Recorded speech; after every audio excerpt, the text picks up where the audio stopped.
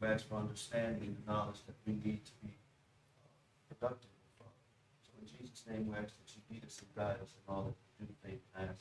In Jesus' name we pray, amen. Amen.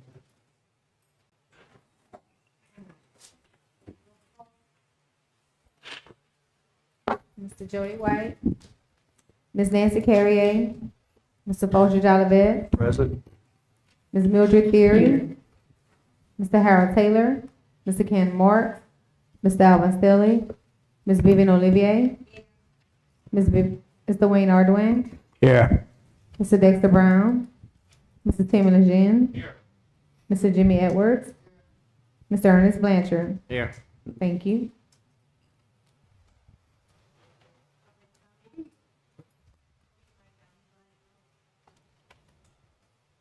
Public comment.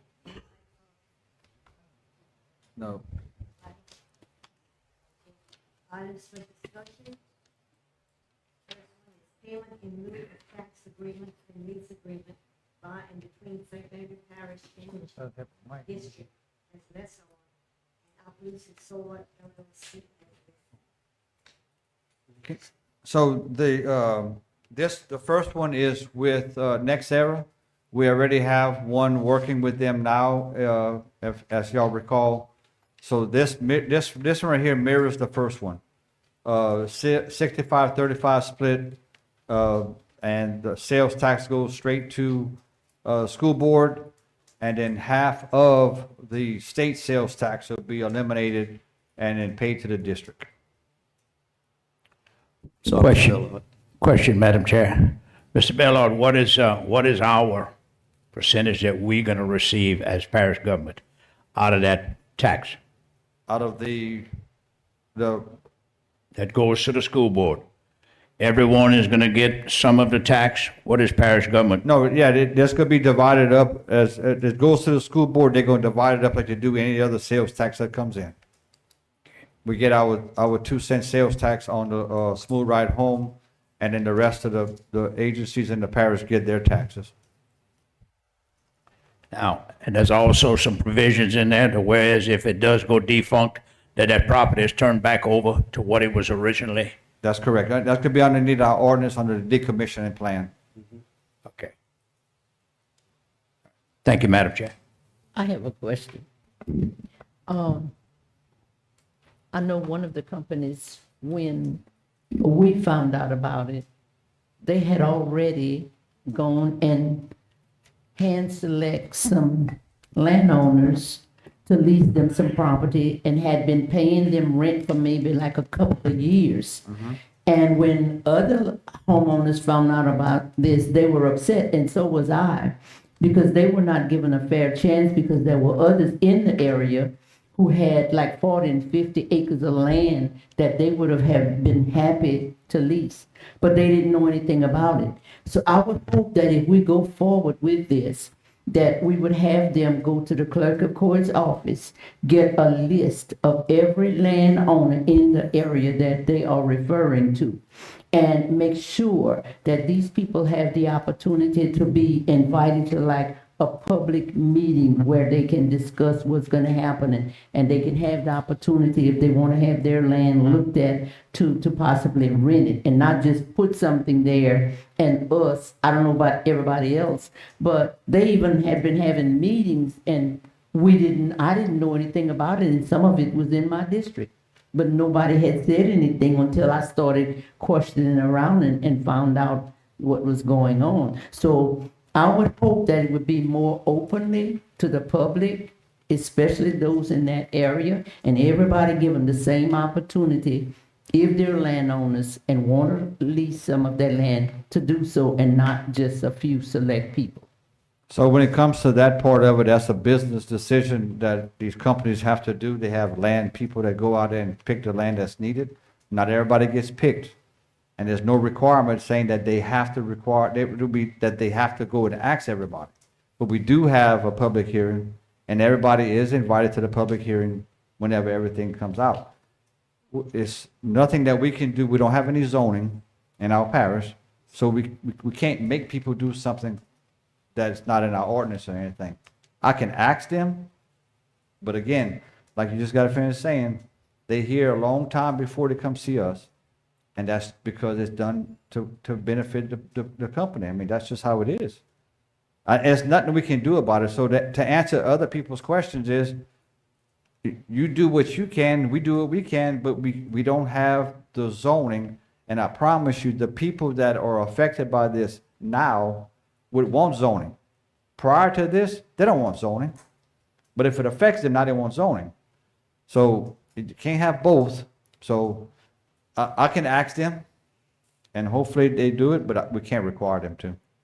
And another thing with the upkeep, I remember they promised us they were gonna have all these fabulous trees where you wouldn't be able to see the paneling. They were gonna keep the grass cut. Several times I passed out there and the grass is horrible and it needs to be cut. Right. So we need to put somebody needs to put some pressure on them and have them do what they We have that in promised. the agreement. The trees are planted over there in Plaisance. And they're gonna have to grow into it. But the grass part of it, like everybody else, with all this rain, they can't cut. So, but they are, I'm on them over there. Whenever somebody calls me about it, I'll call the people and they take care of it. I don't go ride, but I mean, whenever somebody calls, I call them to make sure they go take care of it though. Timmy? Their leasing process is kind of like mineral rights or oil leases, where they may lease you a piece of property and never do anything, Right. and the term runs out. That's basically with the same, is it the same operation? The exact same thing. They don't activate their leases until they need them or whenever they for sure they're gonna do the project.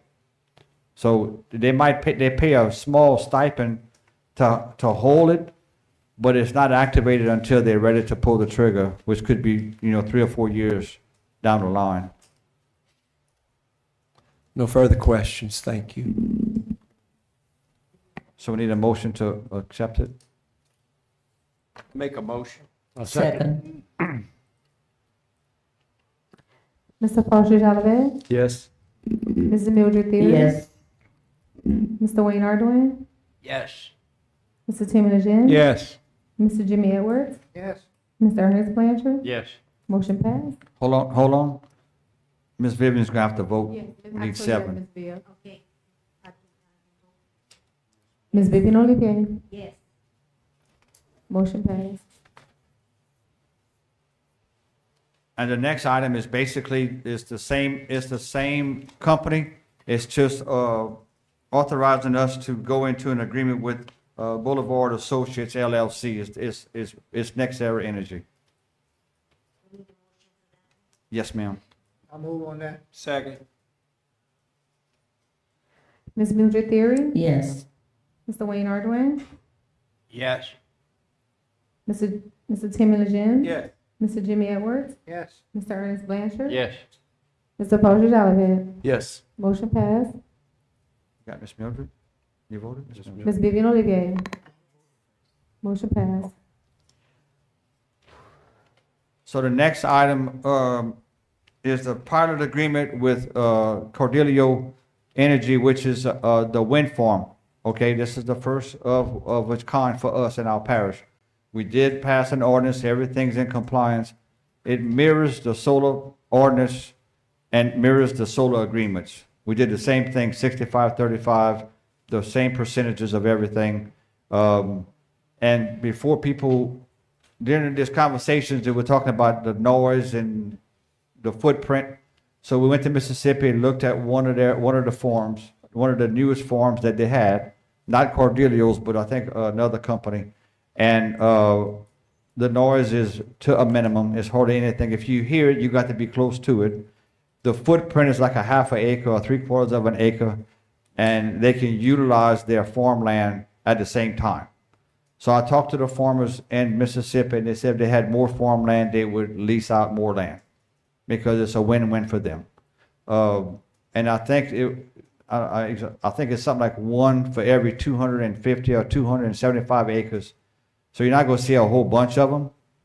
But, the surprise for me is we have wind in our parish that they won't, so I'll say we let them have it. I have a question. Question. In this agreement, if something happens, it goes sour, they take it out? The same thing happens with the decommissioning plan in our ordinance, yes. Question, Madam Chair. How many acres we talking about, Mr. Bellard? In our parish, because this goes into our parish and Evangeline Parish, I forgot the amount of acreage, but around 1,000, yeah, you don't mind. We got Brian Fontenot with Cordelio. He's hopping along. Yeah, hopping along today, but the bulk of our project is in Evangeline Parish near Chautauqua, the farming community of Chautauqua.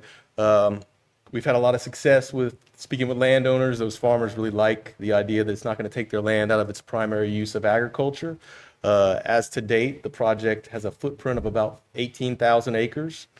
Large footprint that will likely get reduced once we get further along into environmental studies, setbacks. We have airport buffer zones. So things kind of get tightened up and cleaned up.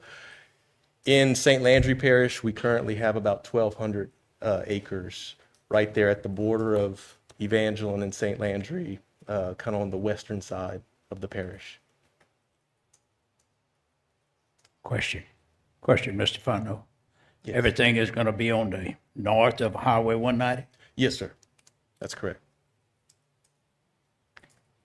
So, Thank you. Brian, is it along LA 29, Yes, sir. going to Belfast? Yes, sir. It would be on, kind of deep in the fields there. But that is part of the project. Yes, sir.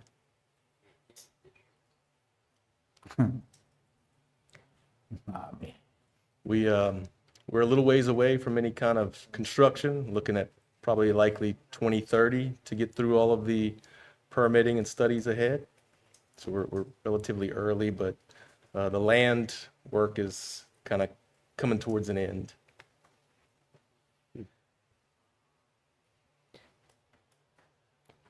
Excuse I'll me, make that motion. did you say the land work is coming to an end? What do you mean? Well, the land footprint has been well established. The We're- leases, The leases, leases, yeah. yes, ma'am. Oh, so you have pretty much already selected those who will be leasing property?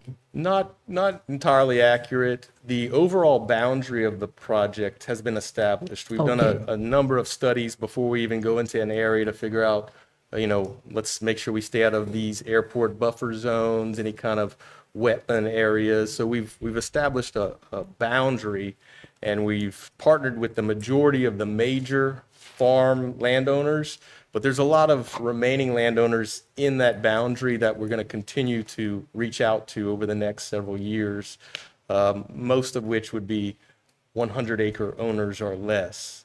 There's quite a few that we will be speaking with over the next several years. Thank you. Madam Chair. Mr. Fontenot, analysis as far as safety and all that goes in the years, what's the projected runtime on the windmills? Yes, sir. So modern day turbines have an average lifespan of right about 25 years. Every wind lease that we've signed has a 30-year minimum. It's a long-term energy production project, so a 30-year minimum on the lease with 2 additional 10-year options for up to 50 years maximum. Modern day turbines, usually about year 25 is when we do what's called a repowering, where turbine blades or components will then be changed out to newer, more efficient technologies, things like that. So if things go south and the project's scrapped, what do you do with the turbines that's standing there? Yes, sir. So we've got a development agreement, a decommissioning agreement, and a road use agreement that we also like to propose to the parishes. We've yet to get to that point. with Evangeline and St. Landry, but that'll come.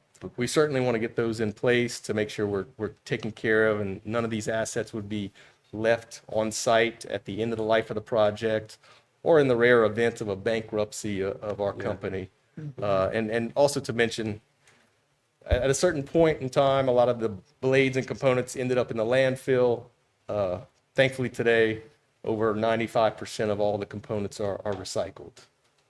Okay, cool. So they can be put in a municipal landfill?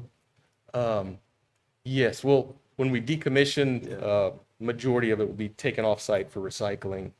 A small percentage. Recyclable. Yeah. More detailed questions to come later. I appreciate it. Yes, sir. Another question for you, Mr. Fondo. Yes, sir. They just was talking, Miss Vivian was talking about the grass cutting and keeping the property up with the turbines. We're not gonna have to worry about that because the landowner's gonna take care of the property. Am I correct? Because he's gonna be still farming it. That's correct. Farming operations comes really right up to the base of the turbine.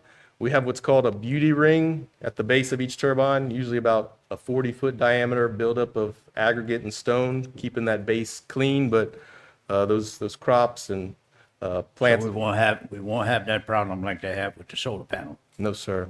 No. You're still involved with the solar panels on Bill Platt Highway? No, we don't do any You solar. just was involved in locating the properties. Yes, sir. Yep. Thank you. Thank you, Madam Chair. Jim has got a motion. Second? And second. Mr. Wayne Ardoin? Yes. Mrs. Timmy Legend? Yes. Mr. Jimmy Edwards? Mr. Ernest Blanchard? Yes. Mr. Paul Shalabed? Yes. Ms. Mildred Theory? Yes. Ms. Vivian Olivier? Yes. Motion passed. Move we adjourn. One more. The same thing with the agreement, on the second part, item number 4. It's the same thing as. The same thing as we did on, yeah. I'll move on that. Second? Mr. Timmy Legend? Yes. Mr. Jimmy Edwards? Yes. Mr. Ernest Blanchard? Yes. Mr. Paul Shalabed? Yes. Ms. Mildred Theory? Yes. Ms. Vivian Olivier? Mr. Wayne Ardoin? Yes. Motion passed. Now, if I'm in order, I'll move we adjourn. We have a public hearing, right?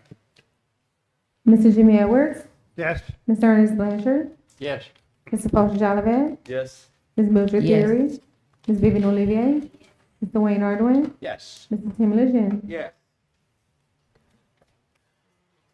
That meeting adjourned. Now, let's go with the public.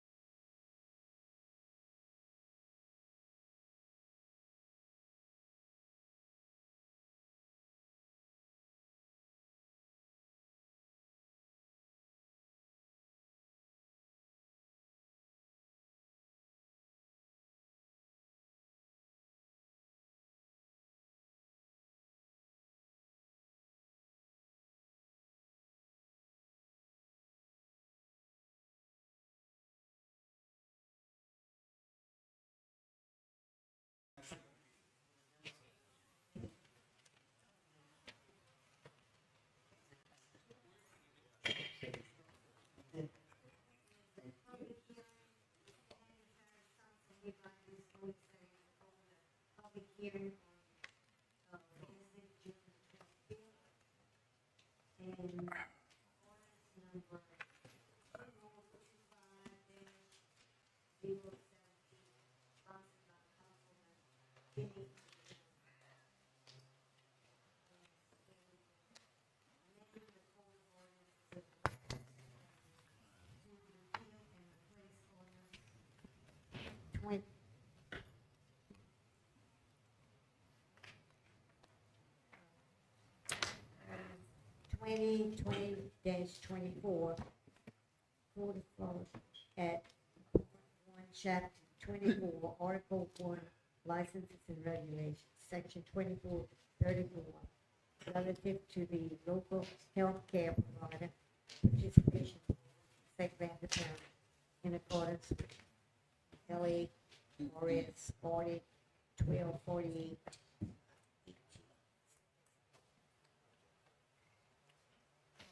Whereas the Louisiana Legislature enacted 2020 Louisiana Act 330, which added subpart D1 of Part 1 of Chapter 5-E of Title 40 of the Louisiana Revised Statutes of 1950, which was amended by 2024 LA Act 432, complies with RS 40-1248. 1 through 1248. 10.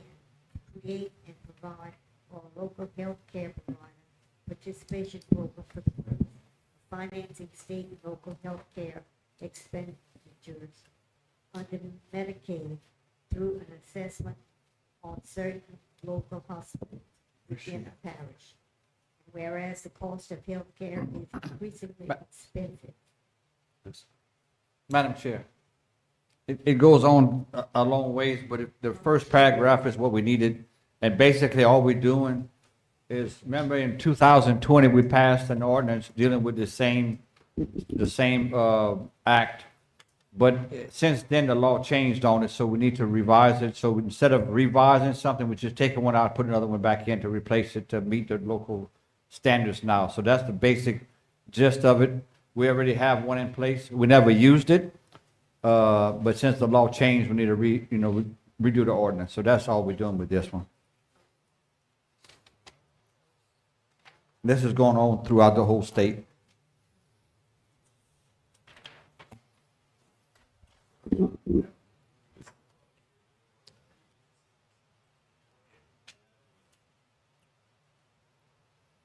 Yeah.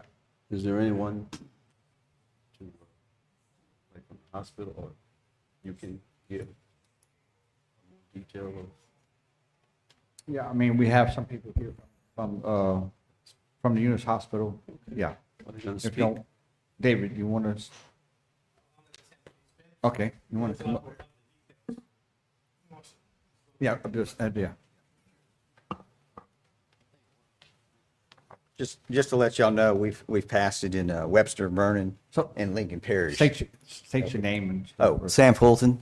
I work for Allegiance Health Management. And my name is David Ingram. I'm the CEO of the Acadia Medical Center. And I was a past president of Police Jury Association many years ago. I've been on the police jury for about 17 years. I'm no longer on the police jury, but I know what y'all go through every day. Excuse me? You might. Oh, okay. Yes, ma'am.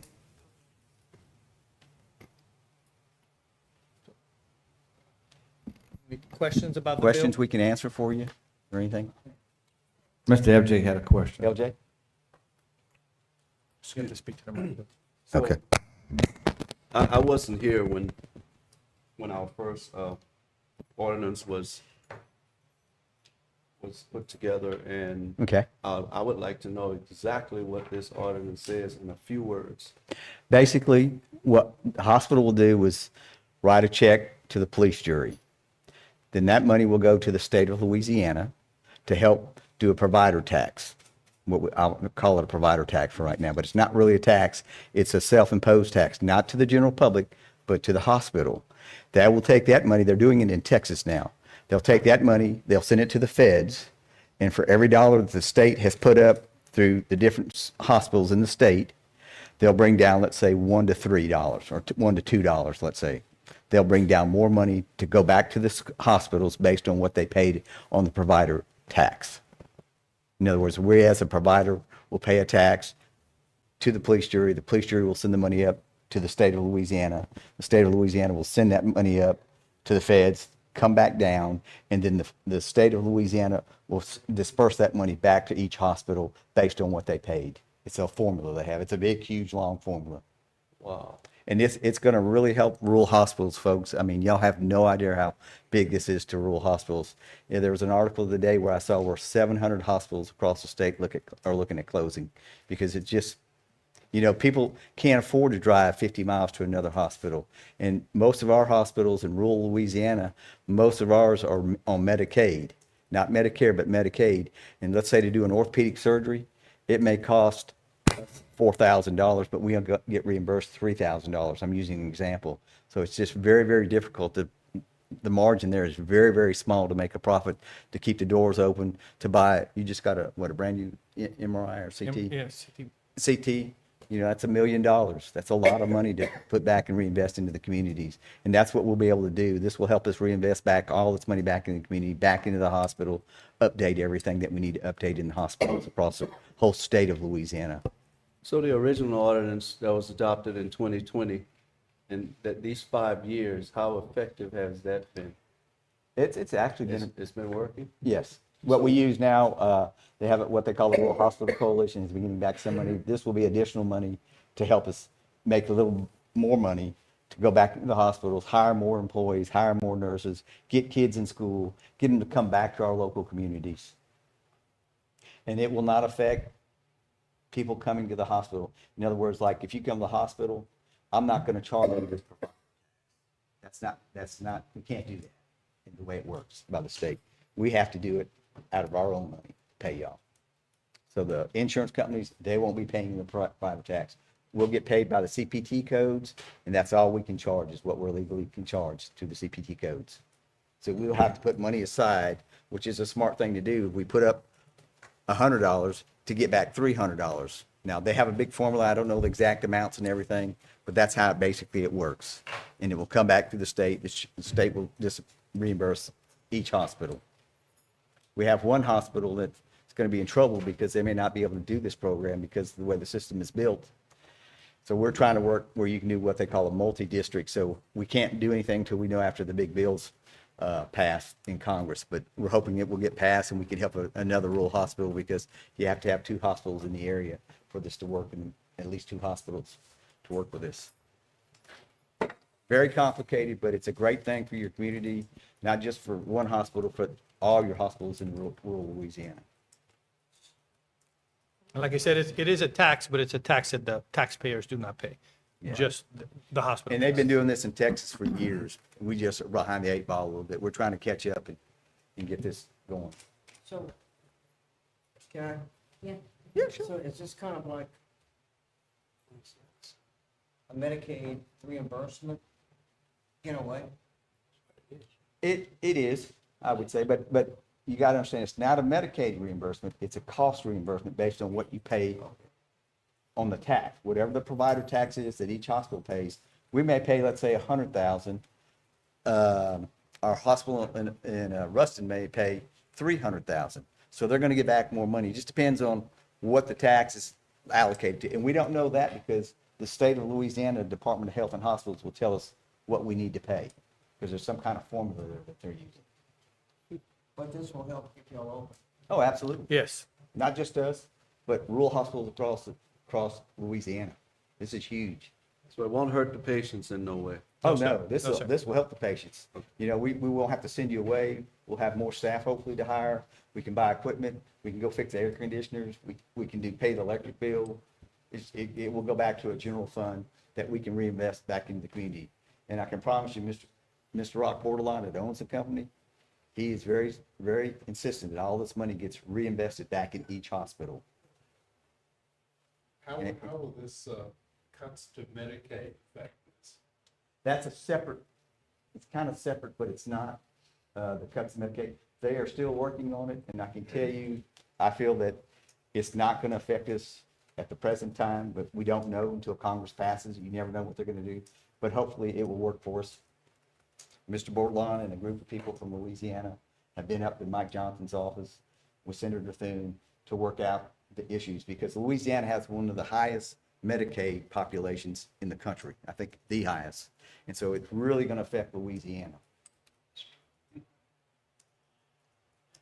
Any more questions? Must be the food. I say let's don't give it to Texas or Tennessee or any of the other states. Let's get our fair share. That's my personal opinion. Any more questions? Any questions? I didn't bring them for that. I'll be glad to talk to you. All right, thank y'all very much, and we really appreciate the support. Y'all don't know how big this is to the entire state for y'all passing this. Thank y'all very much. Appreciate it.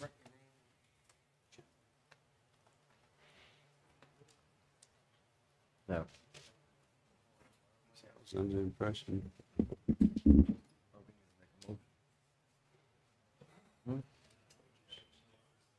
What we need to do.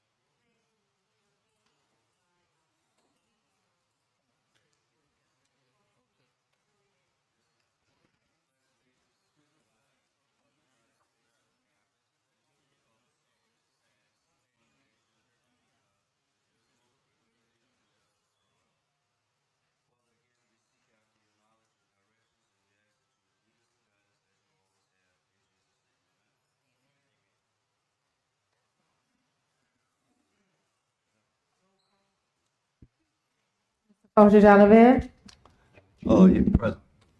Ms. Mildred Theory, Here. Ms. Vivian Olivier, Mr. Wayne Ardoin, Here. Mr. Tim Lejeune, Here. Mr. Jimmy Edwards, Mr. Ernest Blanchard. Here.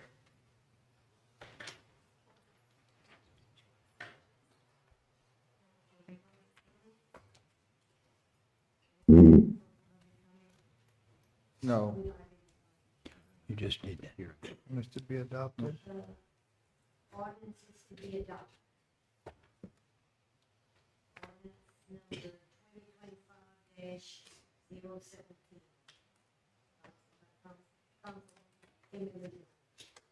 So made. Second. Second.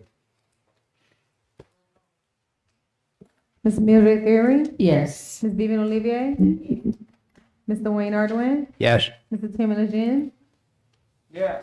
Mr. Jimmy Edwards, Yes. Mr. Ernest Blanchard, Yes. Mr. Foster Jolivet. Yes. Motion passed. Make a motion. Miss Vivian. We need Ms. Vivian to vote. I already called her. Yeah, I did. Okay. Yeah. I make a motion, we adjourn. Second. Second. Second. Ms. Vivian Olivier, Mr. Wayne Ardoin, Yes. Mr. Tim Lejeune, Yeah. Mr. Jimmy Edwards, Yes. Mr. Ernest Blanchard, Yes. Mr. Foster Jolivet, Yes. Ms. Mildred Theory. Yes. Motion passed.